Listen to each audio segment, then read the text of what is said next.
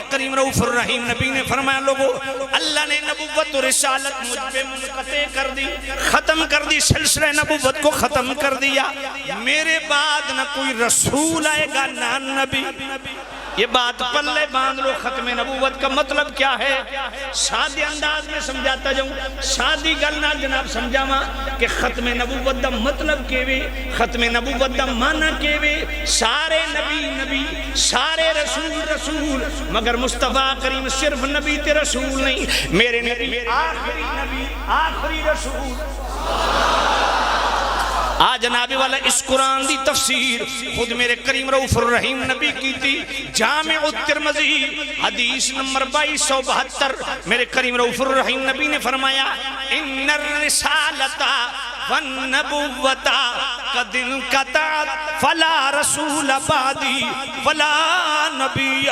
میرے کریم رؤوف الرحیم نبی نے فرمایا لوگو اللہ نے نبوت و رسالت مجھ پہ منقطع کر دی، ختم کر دی، سلسلہ نبوت کو ختم کر دیا، میرے بعد نہ کوئی رسول آئے گا نہ نبی۔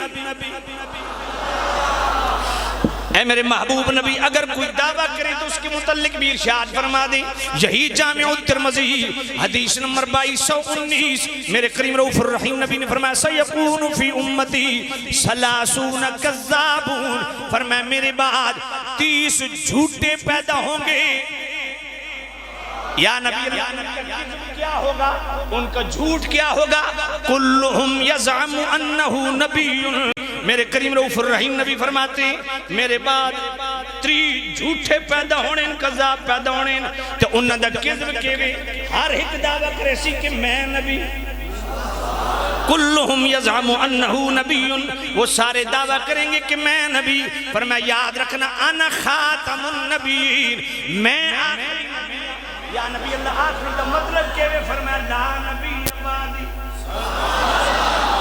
ہون سمجھ آئیے، میرے کریم رؤوف الرحیم نبی نے خود سمجھا دیا کہ خاتم النبیین کا مطلب لا نبی بعدی ہے، کہ میرے بعد کوئی نبی۔